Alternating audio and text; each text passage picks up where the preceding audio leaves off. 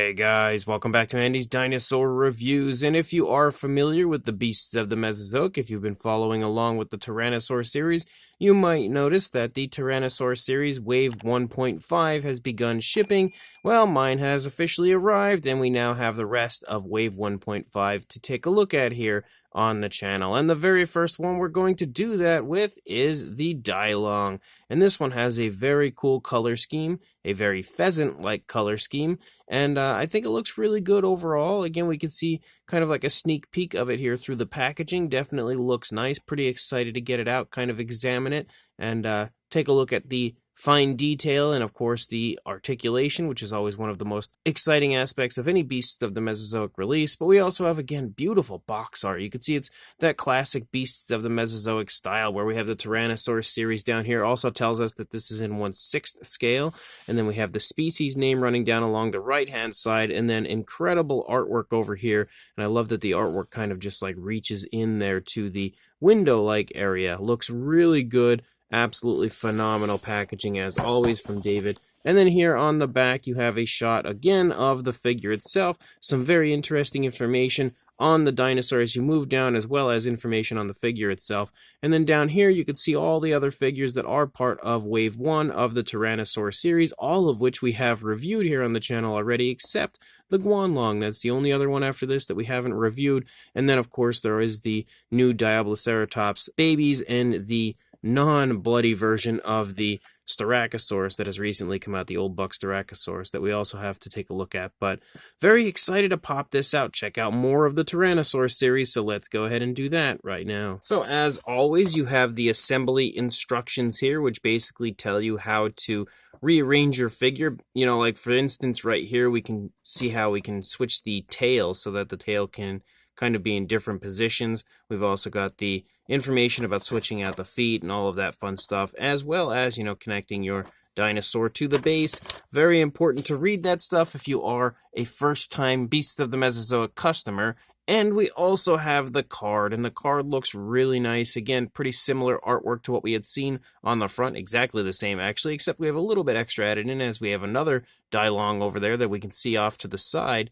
But it's beautiful as always. I love the cards that the Beasts of the Mesozoic includes, and you can also see the information here on the back, as well as a little dinosaur toy photography. So really, really nice card to go with this release. Then we've also got ourselves the base. We have a nice little earthy area here for the base. We have the little connecting pieces that we're going to put in here, so we're just going to pop that in and then pop it into there, and there we go. We can now position our dinosaur on our base. On top of that, you also have extra pieces here that you can see. You have different toes, well, different feet actually, not just toes, but different toe positioning. You've got more closed together toes, you have more wide open toes, and if we look at it from the side, I don't know if we'll get a good shot of it. You can see how it's kind of like the dinosaur taking a step where the toes are leaving the ground. So you have different options as far as the posability and display of the feet of the dinosaur, which help to make pretty much any diorama possible. But you also have different connection pieces as far as how to display your dinosaur. You can get like a really high jumping pose with that one, or, you know, just different ways to hold the dinosaur on, different heights as far as the rods. So quite a bit included when it comes to the Beasts of the Mesozoic release. And then here is our Dilong itself, and it is about as flashy of a Tyrannosaur series figure as it gets, and honestly I would say it's the flashiest one that we've had so far up until this point, but also a really nice one. Again, I might actually take the tail out and switch it down to a little bit of a lower positioning. I'm not sure, but I mean, you can see how it's kind of in an upward slant, so you could pull that out, put it in, and it'd be more down facing. But again, it looks really good. The sculpt, of course, is fantastic, but the paint job as well, you know, is surprisingly really nicely done. I wasn't positive how much I would like this paint job in person because it's one of the flashier paint schemes, and I've heard a lot of people say that when they look at this, they can't think of anything other than a pheasant. but I think it actually looks really good on the figure here in person. Definitely a lot nicer than I was expecting it to. So, without further ado, let's go ahead and jump straight to a closer look at this right now. So starting up here at the head sculpt, you can see we've got some really nice looking scale detail, really nice looking skin texture. And what I really like about the head sculpt and the detailing up here is the fact that, of course, we have this nice light tone, but they've chosen to give it a nice dark wash. So it really makes all the scale detail pop and just kind of ties the coloration and paintwork of the face together quite nicely. We've also got the nostril there at the tip of the snout. You can see the eye is nice and large. It's painted with a greenish tone and a black pupil. It also sports a beautiful gloss coat, making sure that the eye has that kind of realistic wet look like you would expect to see. We can see a little hint of like some yellows running down the front of the snout, and you can also see that there's some reddish tones that run up here from back behind the head, up circles around the eye socket, leads down the top of the head and then into the snout, into the lower jaw, and then back around through the lower jaw back to where it started, basically. On top of that, of course, when it comes to a Beasts of the Mesozoic release, you do have an articulated jaw. However, it is very, very stiff, but you can see that the jaw does articulate. We've got a very nicely sculpted tongue in there with a nice purplish tone for the majority of the inside of the mouth. The teeth are all sculpted pretty nicely, not sculpted individually, surprisingly. Well, some of them are on the lower jaw. You can definitely see some, but others are kind of sculpted together, which isn't really something I'm super used to when it comes to the Beasts of the Mesozoic, or at least with the Tyrannosaur series, because a lot of the figures I've taken a look at up until this point have been larger releases, so the teeth more often have been kind of sculpted individually, whereas this time, again, they are all sculpted kind of together for the most part. There are some areas of separation you can see in there, but they are painted nicely with an off-white, maybe even a white itself. It's a little tough to tell considering how small they are. We do again have the tongue, like I stated, which would articulate, but yeah, it can definitely articulate. There we go. We had it for a second there. It's a little hard to get a hold of, but if we had something to slide under there and push the tongue up, it would definitely articulate, which is always a pretty fun aspect of these figures. But you can really see, again, I gotta do something about the jaw. I'm gonna have to use some warm water or a hairdryer to loosen that joint up because it's really stiff right now. But as you lead up here to the top of the head, you have a nice little area of quite large feathering that we have going on. We've got some yellowish tones for that area. All the feather detail looks really good, and again, it's very vibrant, like it really pops on the sculpt. As you move back, you have a few areas here that kind of get some dry brushing to them, and then as we continue to move down the neck, we of course keep up with the feathering, and we also have some nice orangish tones, but at the same time we have those orangish tones kind of creeping in. We have these gorgeous blues, and the blues stripe down through the course of those orange areas. And as we continue to move down, we also have the reds here running along the underside of the lower jaw down into the throat itself. You can actually make out the throat itself as well. But man, I really like these blues, and I like that there's variation of blue. Like there's a darker and a lighter shade of blue here that kind of just like transition back and forth through this area. You can see it kind of leading up into here as well, but it looks really nice. Like that might be one of my favorite areas of the coloration of this figure. But as we continue to move down, again, the feather detail all looks really nicely done. And then leading into the shoulder area, you can also see that we kind of have this blue that sort of spots back out into the yellows. As we lead back into the body again, we kind of are overtaken in the stomach region with a yellow, but also a red. So it's like 50-50 here because you can see the red on the lower half and the yellow on the upper half. There are also some dark blue tones as we lead down here. You can see it stripe into the stomach and also lead down the back of the arm. I like that the feathers become a little bit more kind of erratic leading off of the back of the arm, a little bit fluffier, I would say, more so than this kind of calm feathering we have moving down the neck.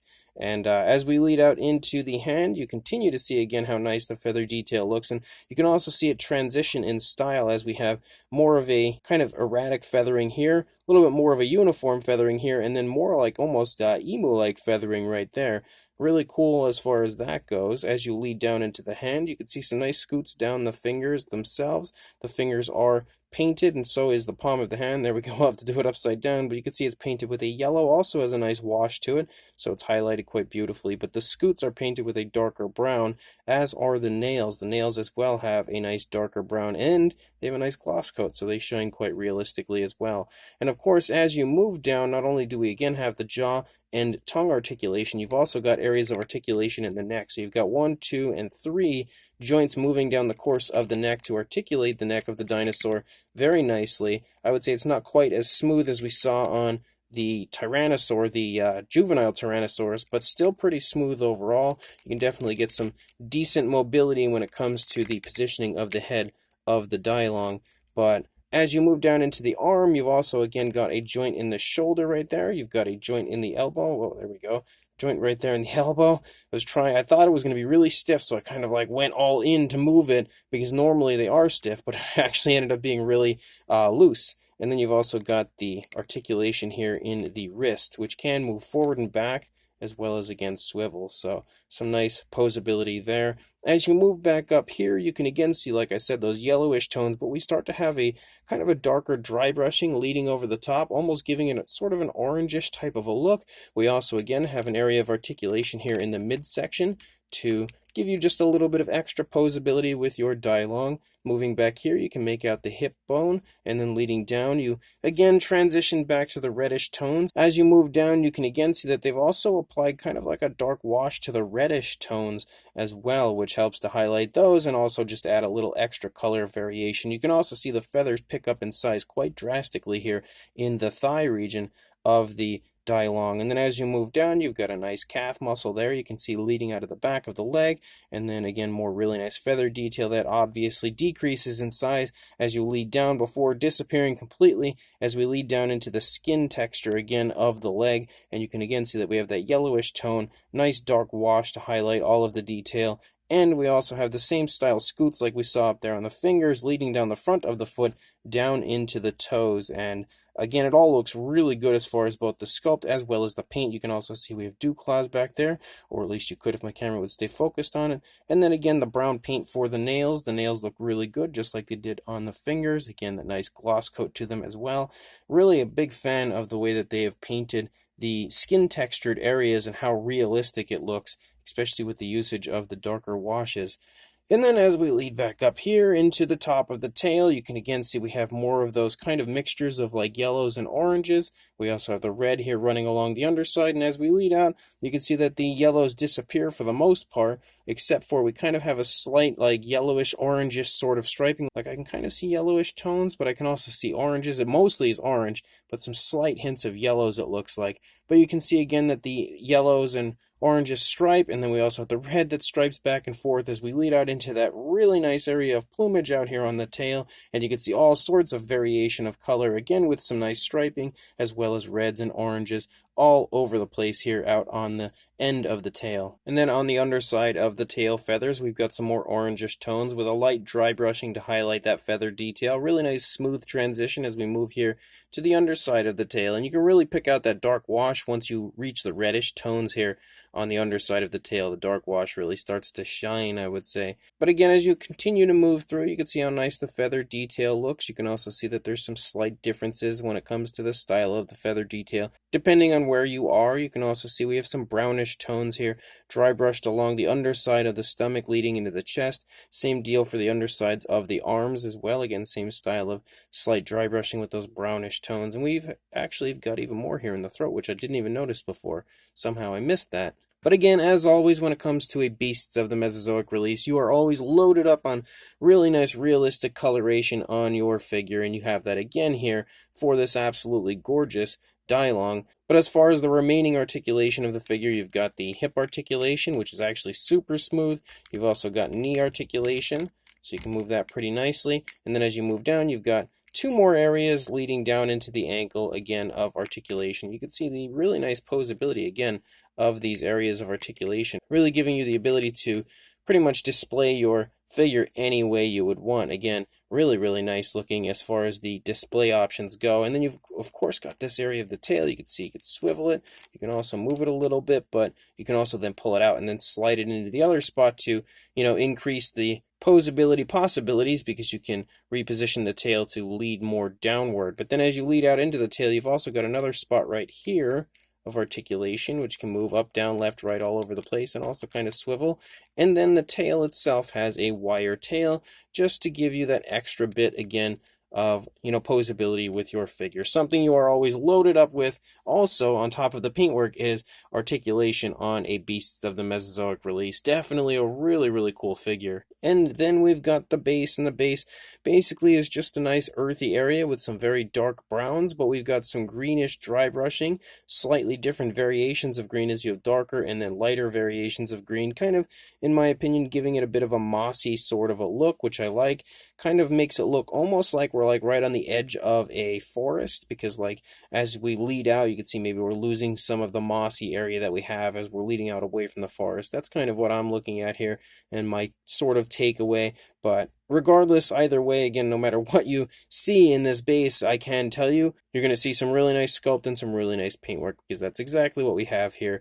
You've also got like a little rocky formation and stuff. So really nice high quality base to go with a really nice high quality articulated dinosaur figure. And then there we go, we've got our Dilong posed on the base, looking super cool as it's running along. Really, really love that pose, actually. I think the pose looks nice. I might want to push the rear leg out a little bit so that the toes are kind of like trailing, but it still looks really good. As far as a size goes, in the position it's currently in, for a length, you are looking at about, I'd say about 12.5 inches or around 32 centimeters.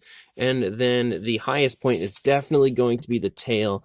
You're looking at about 6.5 inches or about 16.5 centimeters. It was a little awkward for me to reach over there and get that measurement, but that's again in the position it's in. But since it's an articulated dinosaur figure, you could change the pose up all different ways to really make it as high as you want, like as tall as you want, as long as you want, basically by curling the tail and stuff like that. So it's really up to you and how you want to display your figure overall, again, depending on the measurements that you would have. But as far as a size comparison goes, there is Mr. Papo T-Rex, the Attack Pack Colovosaurus, and Robert Muldoon from the Mattel Jurassic World toy line next to our Dilong, and you can get a pretty good idea, I think, of the size of this figure. I would say it's very similar in size to the Raptor series releases, but a little bit larger, I would think. But if you don't have any of the Raptor series releases, then this comparison here hopefully will help you out, because these are some fairly popular figures, at least when it comes to like the Mattel size range. Even if you don't have the Colovosaurus itself, it's like that Attack Pack size range. So